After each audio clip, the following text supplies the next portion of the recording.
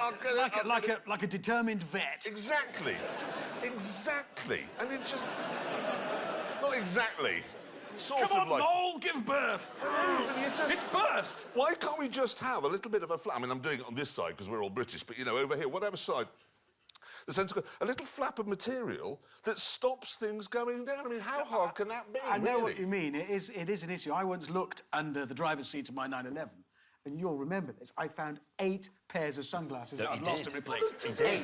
Just all under his house keys, ingots, relatives. Also, and eventually you do drop something. You know what it's like when you drop something, you think, I really do need to get that back, so you have to stop. And then you can't get it from here, and you can't get it from here, so then you have to go round the back. And then you can never quite get in properly, so you've got your hand under it, like this. You're acting... And there's always what feels like a bit of furry mucus. No, there is. Like, You've seen it. A That is always hairy it. tumour.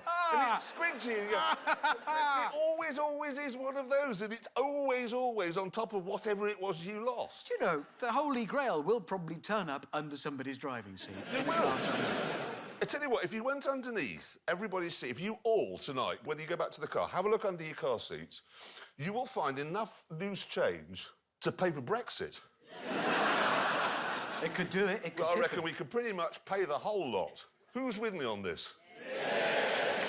Would you rather... There you go, you see, they actually figures applauded. Well, 3 people applauded my idea. James. What? Interesting news. Oh, God. What do you mean, oh, God? Well, whenever one of you two says interesting news, it turns out to be about the war. No, this... It isn't about the war. This is interesting news about the speed of different birds. Oh, yes. That's even worse! I love this. We've talked about this before. Yes, they've been going on about this ever since. He claimed to have clocked a pigeon doing 25 miles an hour. I did. I was driving alongside. There was a pigeon that was doing 25. Anyway, a Swiss speed camera has clocked a duck. OK, it's clocked a duck. It's actually triggered the camera. Got a picture here, look. Proving it. Look, the duck set it that. And it took a picture of a duck. How fast was it going? 32 miles an hour. There you go. 30. See, that's quite incredible, because if I was asked, I'd say a duck would do 20 or 25. It's not quite incredible, neither is it remotely interesting. It is interesting. It's a piece of knowledge, Hammond. How can the world be a poorer place for having a bit more knowledge in it? Exactly. Because that knowledge is peculiar and strange and doesn't matter a bugger to anyone.